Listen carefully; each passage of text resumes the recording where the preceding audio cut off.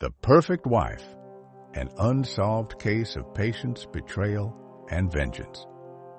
Disclaimer: the following script contains content that may be sensitive to some viewers and is intended for audiences 18 years and older. All names and identifiable information have been changed to protect the real identities of those involved. This account represents a dramatization based on real events. The opinions expressed are those of Detective Shernan and do not necessarily reflect legal assessments of the case. Introduction. I remember the first time I heard about the Lin family fortune war. It was a crisp autumn morning in Hong Kong, the kind where the humidity finally breaks and you can breathe again. The headline caught my eye not because of the wealth involved, though 900 million gets anyone's attention, but because of the woman at the center of it all. They called her the Perfect Wife. My name is Detective Shernan. For over 2 decades, I've specialized in piecing together complex mysteries that others have abandoned. Stories where the lines between victims and perpetrators blur like watercolors on wet paper. And this case haunted me from the moment I opened the file. It wasn't about finding a murderer or catching a thief. It was about understanding how a brilliant woman orchestrated the most elegant revenge I'd ever witnessed. Over 40 years in the making. Imagine being married to one of the wealthiest men in Hong Kong. Now imagine discovering your husband has been unfaithful, not with one woman, but with several, even fathering children with them. Most would crumble. Many would walk away. But Mei Lin did neither. Instead, she waited. She watched. She planned. And when her husband, Robert Lin, finally died in 2016, leaving behind a complex web of mistresses, illegitimate children, and a billion-dollar empire, she moved with the precision of a chess grandmaster who had been anticipating this game for decades. I've seen cold-blooded killers who showed more emotion than May did when she finally enacted her revenge. The question that keeps me up at night isn't what she did, it's whether I would have done the same in her position. And I wonder, as I tell you this story, what would you do? This isn't just about wealth and betrayal. It's about power, patience, the capacity of the human spirit to endure humiliation while quietly plotting the perfect endgame. So pour yourself something strong. You're going to need it, because by the time we reach the end of this story, you'll be questioning everything you thought you knew about love, loyalty, and justice. Welcome to the case that changed how I view marriage forever. The early years. When I first began investigating this case, I needed to understand where it all started. Mei Lin wasn't born into wealth or power. She earned her way there, step by careful step.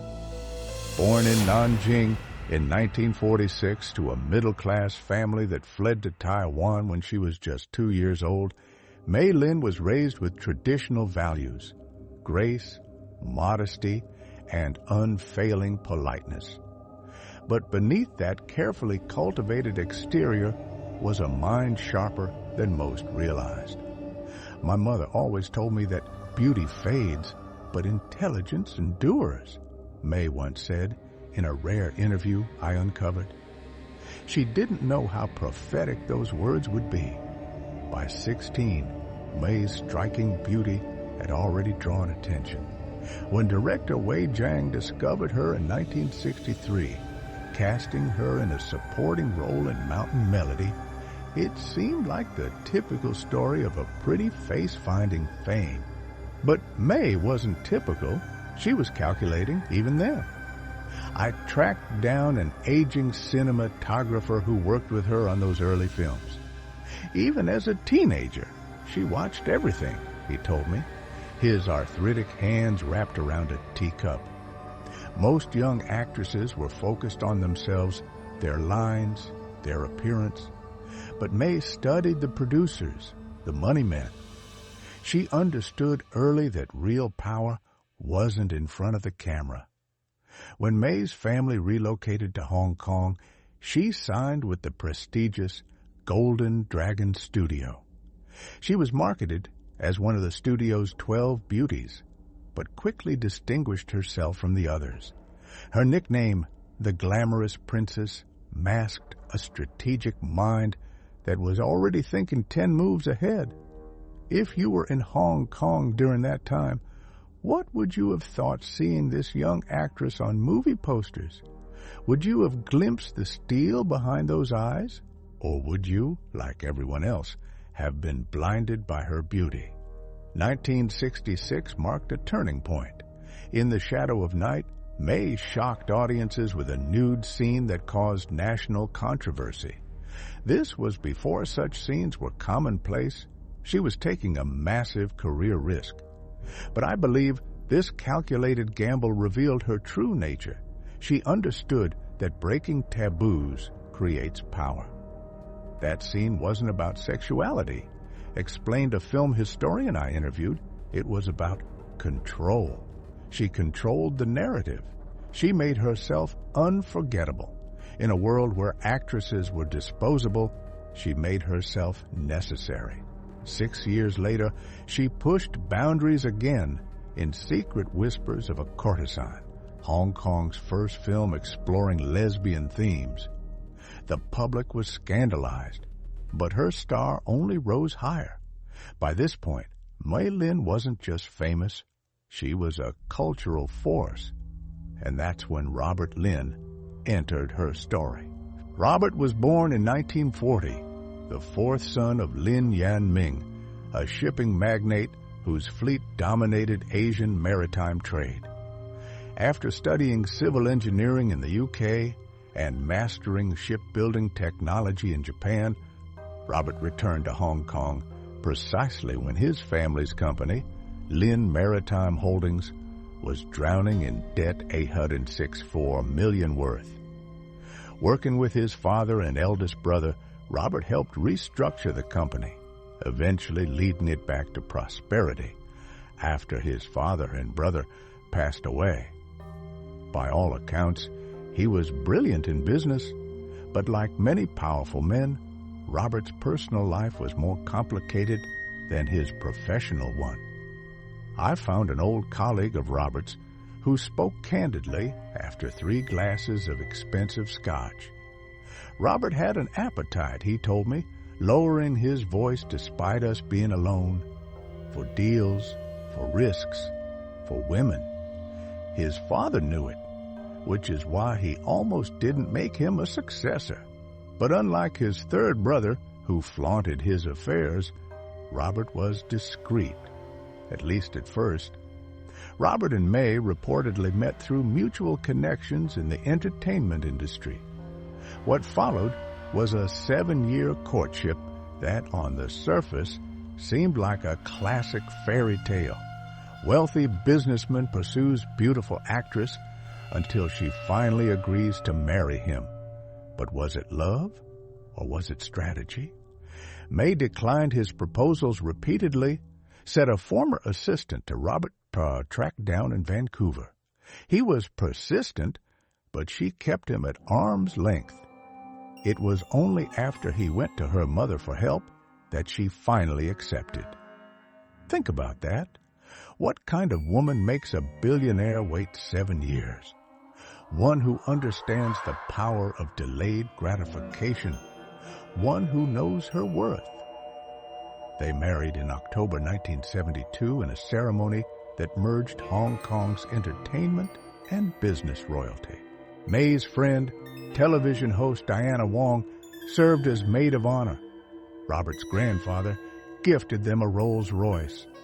To all observers, this was the culmination of a grand romance. May immediately retired from film, becoming the perfect society wife. She gave birth to 4 children in 5 years, creating the image of family bliss that Hong Kong's elite circulated in glowing profiles and society pages. But happiness has a way of cracking under pressure, and pressure was coming.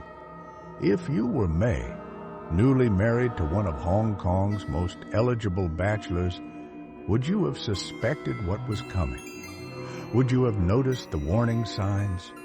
Or would you have been too consumed with your new role as mother and society wife to see the shadows gathering at the edges of your perfect life?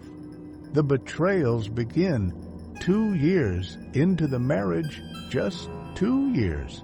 The rumors started. Robert Lin, they said, was seeing other women. At first, they were just whispers, easily dismissed. After all, May was busy with their growing family, and Robert maintained a public image of devoted husband and father. But by the early 1980s, something shifted. Robert became bolder, less concerned with appearances. It's as if he grew tired of pretending, a former family driver told me when I tracked him down in a small apartment in Kowloon. Mr. Lin would have me drive him to meet different women. He stopped hiding it, even from the staff. By the 1990s, Robert was openly shopping for jewelry and real estate with women who weren't his wife. The shift from discretion to flagrant disrespect was complete. I often wonder what May felt during those years. Did each new betrayal cut as deeply as the first? Or did she grow numb to the pain, channeling it instead into something colder, more purposeful? The situation became impossible to ignore in 1995 when Hong Kong tabloids splashed photos of Robert with a woman named Jessica Chen, a former beauty pageant contestant. Jessica hadn't placed in the Miss Asia competition, but her striking figure and bold fashion choices had caught Robert's attention, and now the public's. Imagine that moment. You're May Lin. You open the newspaper to see your husband with another woman, not hiding, not apologizing. The humiliation isn't private anymore. It's headline news. What would you do in that moment? Would you crumble? Would you leave? Or would you begin to plan? By 1999, Robert and Jessica were regularly photographed together at restaurants, shopping centers, even at the airport boarding a flight to Thailand. Their relationship was now public knowledge, forcing May to finally address it. On May 22, 1999, after enduring nearly 2 decades of her husband's infidelities, May appeared on national television. With remarkable composure, she confirmed what everyone already knew. Her husband was unfaithful. When asked why she didn't file for divorce, May's response was both enigmatic and revealing. I will only let go when there is no other choice. I still want to preserve this marriage, and I will never allow anyone to take my place unless it is my own decision to step away. Those words haunted me. Unless it is my own decision, not a statement of weakness, but a declaration of control. The public pressure forced Robert to respond. On June 12th, he gave his own televised interview offering a half-hearted apology while adamantly denying any intimate relationship with Jessica Chen. We're just friends, he insisted, despite the photographic evidence suggesting otherwise. Jessica Chen, for her part, claimed she was dating a Chinese-American man and considered Robert nothing more than a friend, only to be spotted with him again months later. The situation escalated into a public feud when Jessica and May began trading barbs in the press. Enjoying Robert's favor, Jessica boldly claimed that had she made it to the finals of the Miss Asia pageant, she wouldn't have needed to get involved with a married man, suggesting Hong Kong had no shortage of wealthy bachelors. May's response was devastatingly dismissive. Jessica wasn't even worth her attention. The crisis deepened in 2004 when Robert and Jessica were photographed dining with a young girl approximately 4 years old, rumored to be their child. Jessica swiftly denied the allegation, but the damage was done. The public drama continued for nearly a decade, with Jessica repeatedly challenging May in the media. During this time, rumors circulated that Robert had proposed divorce, offering May a settlement of $129 million, a fraction of his true worth. May rejected it immediately, stating the amount didn't reflect the true value of his assets. Despite growing pressure, May maintained an almost supernatural composure. She publicly declared she would not divorce Robert, explaining that being the first wife meant having the wisdom to be patient and look at the bigger picture. A reporter once remarked that she might be the most tolerant and forgiving wife in Hong Kong. But was she tolerant, or was she calculating? Then came October 2004. Robert suffered a severe stroke and was hospitalized. Jessica attempted to visit him, but May blocked her access, leaving Jessica in complete despair. Shortly after, Jessica sold her possessions and left Hong Kong, marking the end of her chapter with Robert. One crisis averted. But as I continued my investigation, I discovered this was just the beginning. The stroke had weakened Robert physically, but his patterns remained unchanged. Less than a year after being discharged from the hospital, now using a wheelchair and speaking with difficulty, Robert was photographed dining with another woman and 2 children.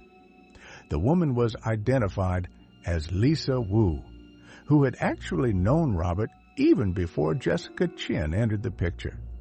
In fact, Lisa appeared to be the first of Robert's mistresses, making her the original other woman who had come between him and May. At one point, Robert had gifted Lisa a villa worth over $3 million. More significantly, during Lin Yanming's lifetime, the family patriarch had met a pair of twin boys, Lisa's children, with Robert, and insisted their names be added to the Lin family registry. The boys, named Lin Shifeng and Lin Shiming, were sent to the United Kingdom for their education. If you were in May's position at this point, what would be going through your mind? Your husband has not only been unfaithful with multiple women, but has fathered children with at least one of them children who bear the Lin family name. Would you still maintain that perfect composure? Would you still wait? I spoke with a housekeeper who worked for the Lins during this period. She described a chilling scene. When Madame Lin learned about the twins, she didn't cry or scream. She just went very quiet for a long time. Then she called her lawyer. The twins' appearance was the first crack in May's perfect mask, but it wouldn't be the last, because Robert had one more secret waiting to be revealed, and this one would prove the most threatening of all. The mid-story climax, the ultimate betrayal. Just when I thought I had mapped all the complexities of this case, I discovered something that changed everything. While Robert was still recovering from his stroke, yet another woman emerged from the shadows. Anna Wong, Robert's former personal secretary. This wasn't just another affair. This was different. This was worse. Anna, then around 45, had begun working as Robert's secretary when she was just 17 years old.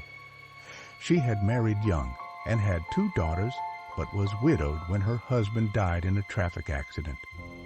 After that tragedy, her relationship with Robert gradually transformed.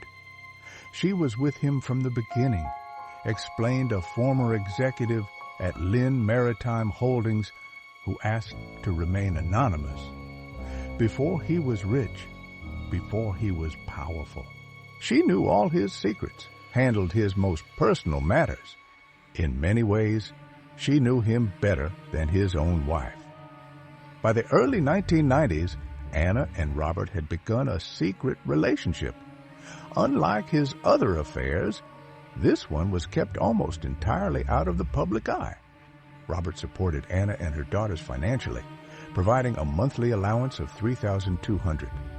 From 2007 to 2009, he supplemented this with an additional $64,500 per year, along with a house and a car. The most shocking revelation came when I obtained copies of Robert's amended wills.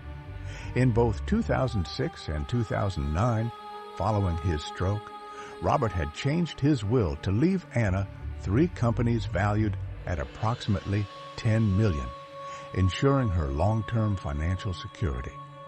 Think about that. While May was caring for him after his stroke, Robert was making arrangements for another woman. But the truly devastating discovery was this.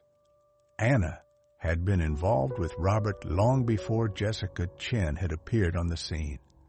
She was, in fact, the true other woman, the first to come between Robert and May, present from almost the beginning of their marriage.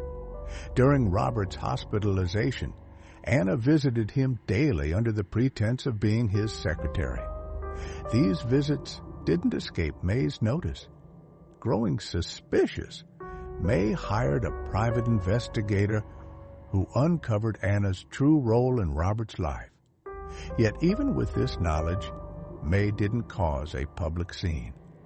When questioned by the press, she simply stated that Anna was his secretary, and it was perfectly normal for a secretary to care for her boss during illness. Can you imagine the self-control required to make such a statement?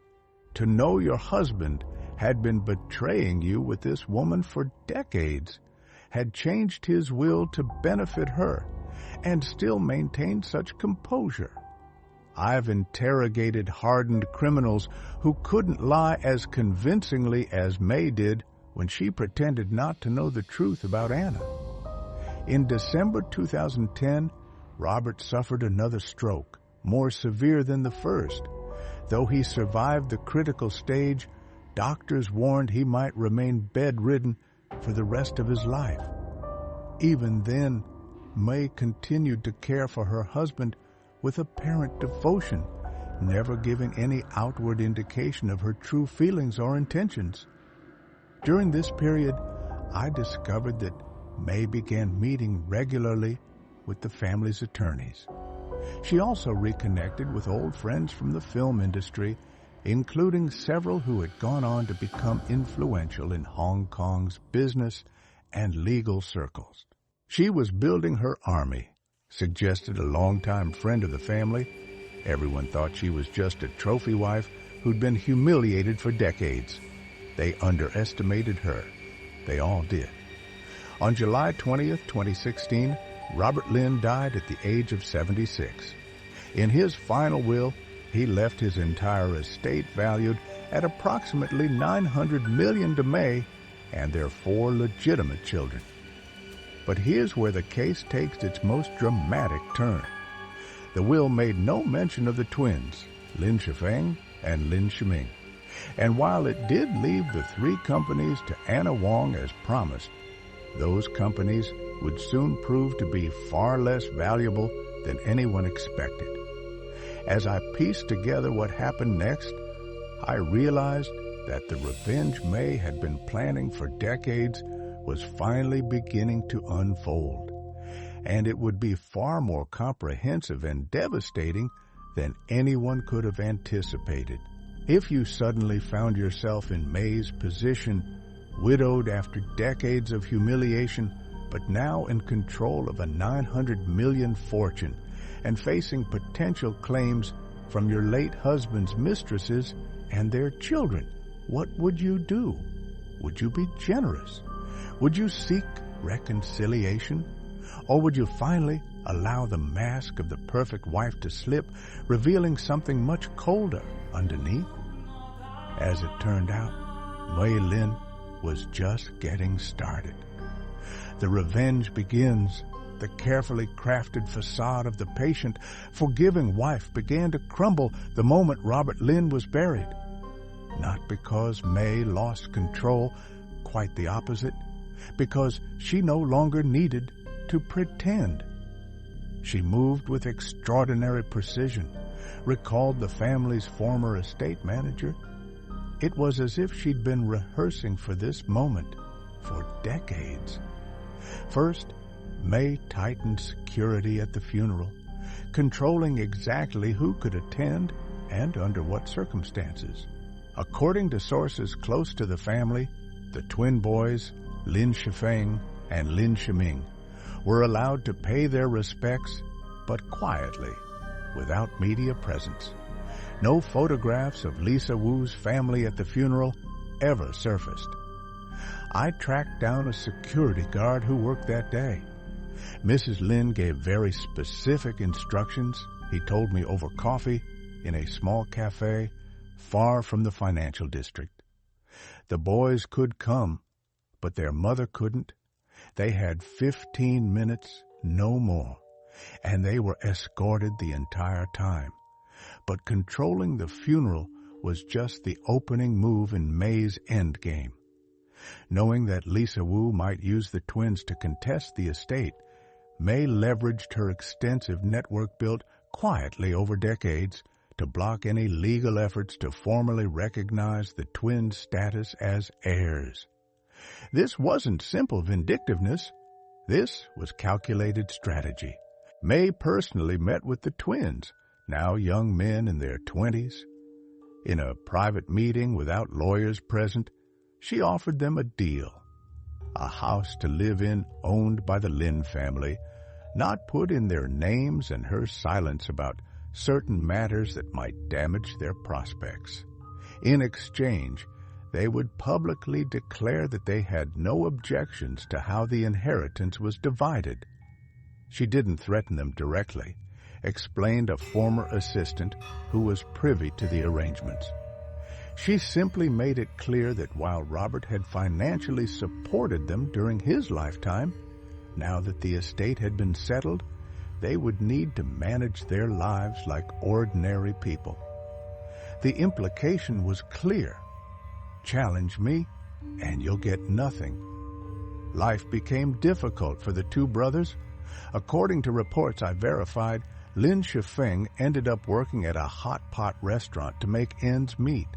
In a rare interview, he said the most valuable thing their father left behind was my brother, Lin Shiming. But May's most ruthless move was reserved for Anna Wong, the woman who had been by Robert's side since he was a young man. Following Robert's death, Anna expected to receive the three companies valued at approximately $10 million, as specified in the will. What she didn't know was that May had been planning for this moment for years. The moment Moy learned about Robert's amendment to his will, she had begun positioning her eldest daughter, Victoria Lin, in leadership roles within those three companies. Then, quietly and systematically, they transferred out all the assets and capital. By the time Anna took control, the companies were nothing more than empty shells, stripped of value legal entities with impressive names, but hollow cores. When I investigated the financial records of these transactions, which took considerable effort to obtain, I was stunned by the thoroughness of May's strategy. The asset transfers weren't done hastily or obviously. They occurred gradually over several years, disguised as legitimate business operations. Nothing illegal, nothing that could be easily challenged in court, just a systematic gutting of value that left the companies technically intact, but practically worthless. It was, as one corporate lawyer described it to me, a masterclass in legal asset stripping. Unwilling to accept this outcome, Anna sued May in court, demanding her rightful share of Robert's estate. The courtroom confrontation became legendary in Hong Kong legal circles. During the hearing, May reportedly asked with icy calm, "What right do you have to demand a share of the assets with me?" The courtroom fell silent. Even the judge paused, waiting for Anna's response.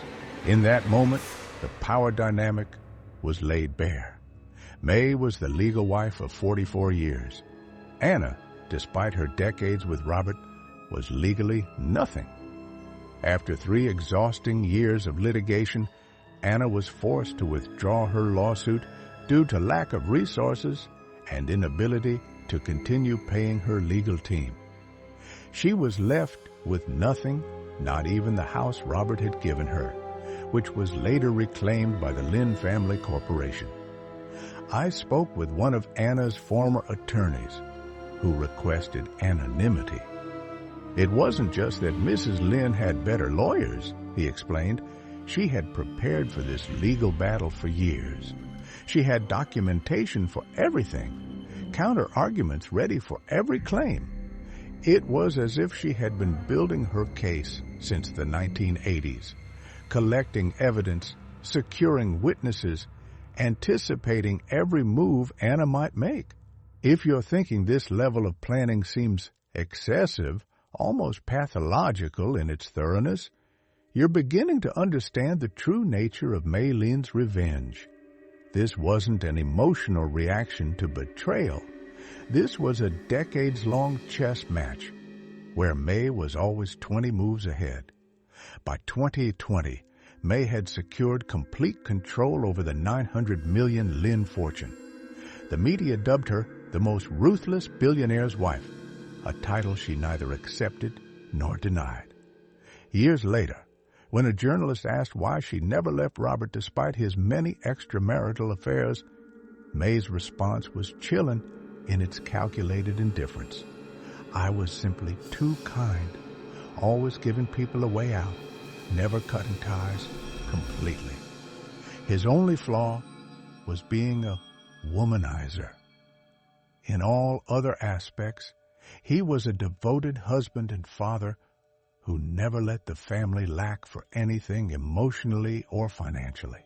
But those who knew the full story understood the truth behind her words. May hadn't stayed because she was kind. She had stayed because leaving would have meant walking away with a fraction of the fortune. She had endured decades of humiliation with a single goal: to ensure that she and she alone would control the Lynn Empire in the end. And she succeeded.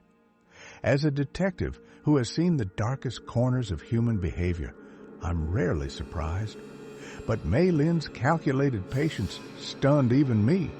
This was revenge not served cold, but flash frozen over decades, preserved with perfect clarity until the precise moment it could be delivered with maximum impact. But the story doesn't end here, because revenge, even when perfectly executed, often exacts a price from the avenger. The aftermath and reflection. As I neared the end of my investigation into the Lynn family saga, I became increasingly curious about the aftermath. What happens to a woman who has dedicated nearly half a century to a single act of revenge? Does victory bring satisfaction, or does it leave a void?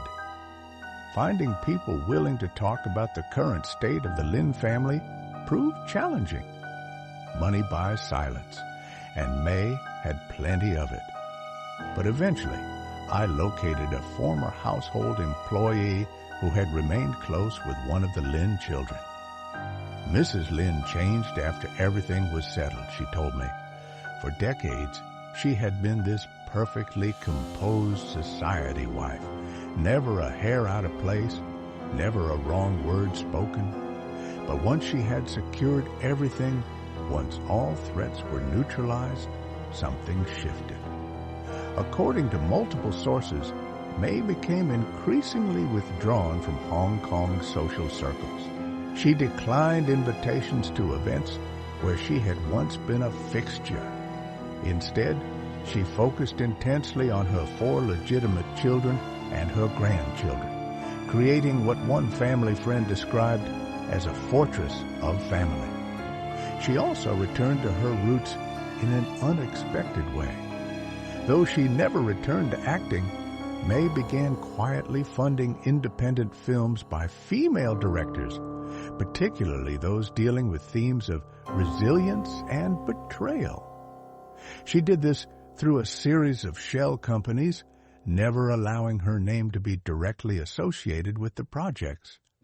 It was as if she was telling her story through other women, suggested a film producer who benefited from this covert patronage, but always at a distance, always with plausible deniability. Meanwhile, the other players in this drama continued their own stories. The twins, Lin Shifeng and Lin Shiming, eventually left Hong Kong.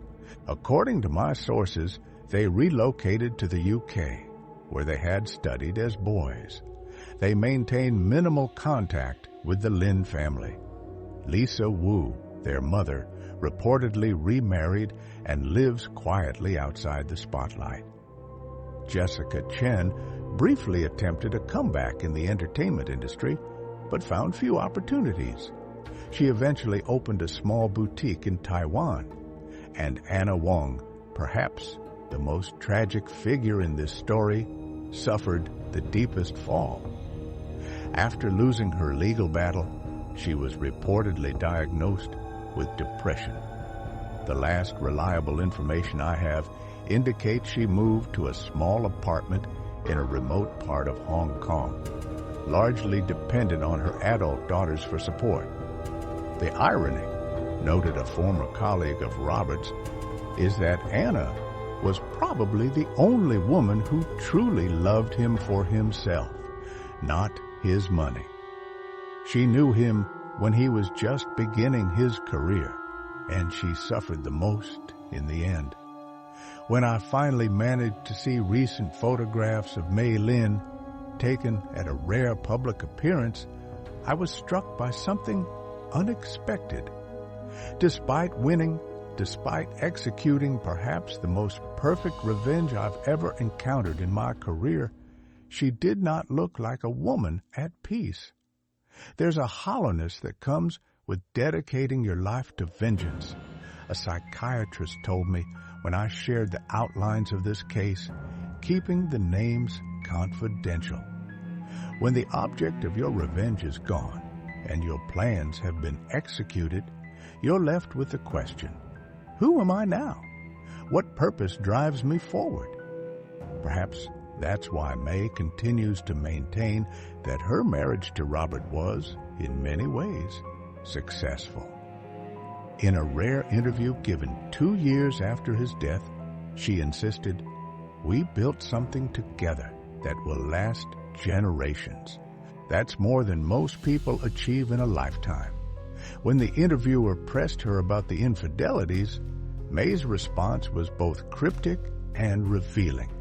In any long marriage, there are compromises. I made mine with open eyes.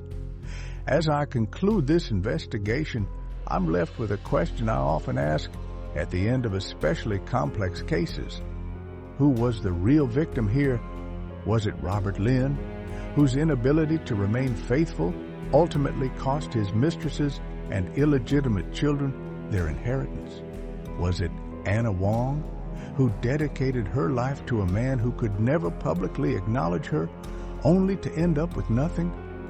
Was it the twins, Lin Shifeng and Lin Shiming, who bore the Lin name but were denied its privileges? Or was it Mei Lin herself, who sacrificed decades of her life to a marriage that brought her material wealth but emotional devastation? The truth, as in most human stories, is that there are no pure victims or villains.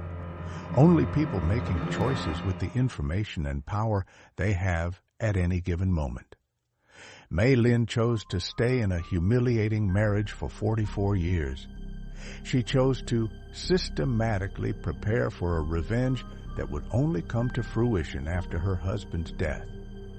She chose to deny his mistresses and illegitimate children what many might consider their fair share. Were these choices wrong?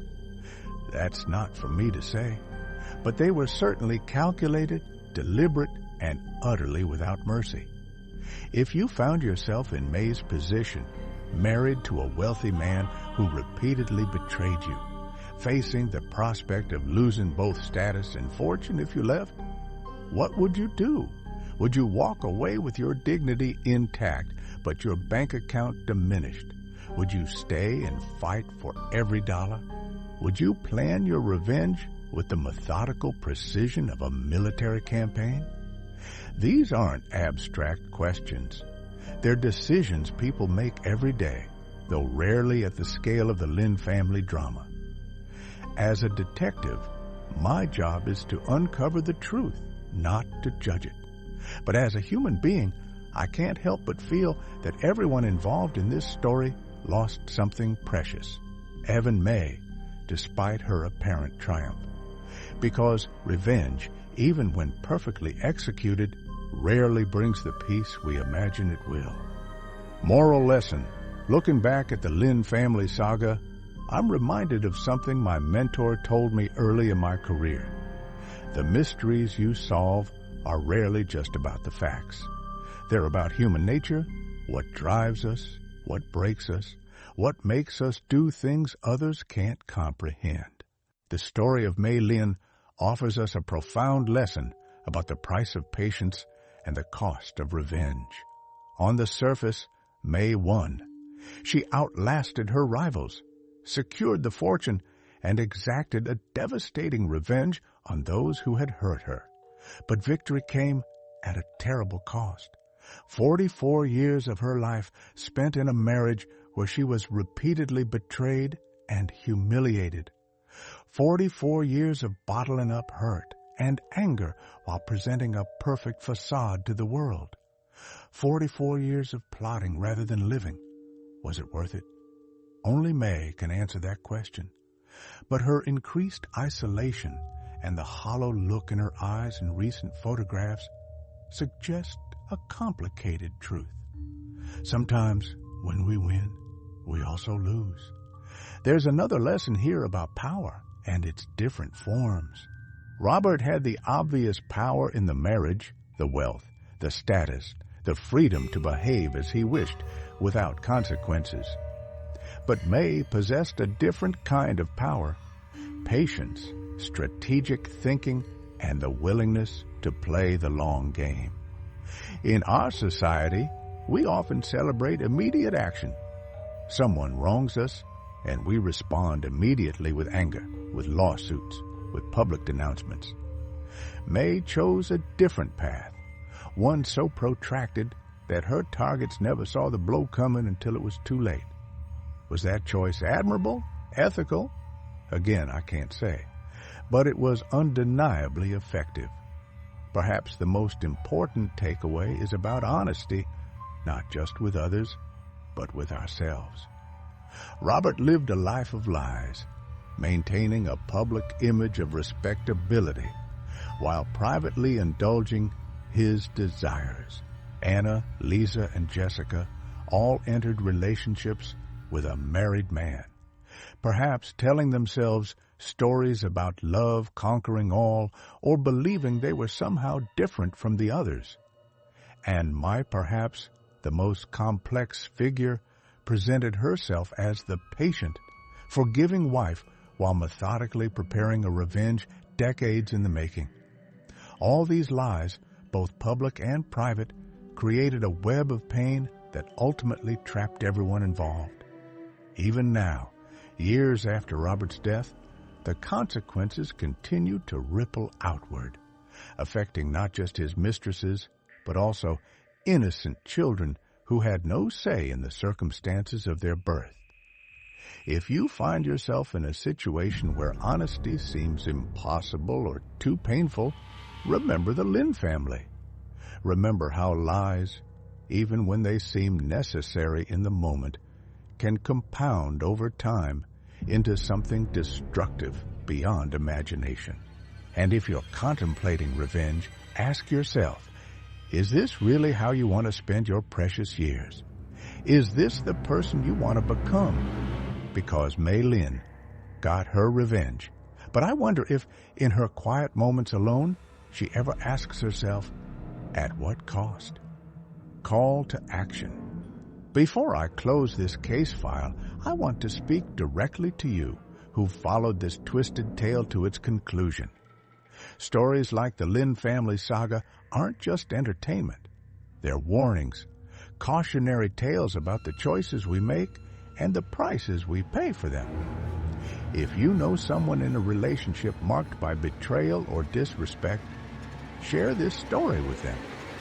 Not to suggest they plot decades-long revenge, but to show them that sometimes walking away, even when it's financially disadvantageous, might be better for the soul than staying in a situation that slowly poisons you from within. If you're struggling with feelings of revenge or bitter resentment toward someone who's wronged you, consider May's story carefully. Ask yourself if you want to dedicate years of your life to evening the score, or if your energy might be better spent building something new. And if you're keeping secrets from those closest to you, remember how the lies in the Lynn family multiplied and intertwined until they created a web that trapped everyone, even those who thought they were the clever spiders at the center. This case has been one of the most fascinating and disturbing of my career. The methodical nature of May's revenge, executed over decades with unwavering patience, reveals something profound about human nature, our capacity to endure, to plan, and sometimes to become consumed by our own darker impulses. If you found value in this investigation, I invite you to subscribe to the Shernan YouTube channel, where I unravel more complex cases that illuminate the darker corners of human behavior. And if this story resonated with you, a like on this video helps ensure these cautionary tales reach those who might need to hear them. As I always say at the end of a case, the greatest mysteries aren't those we solve, but those we carry within ourselves, the questions of what we might do when pushed to our limits and who we might become in the process. Until next time, this is Detective Shernan, closing the file on the Lynn family fortune Warra case that reminds us that sometimes revenge is a dish best not served at all.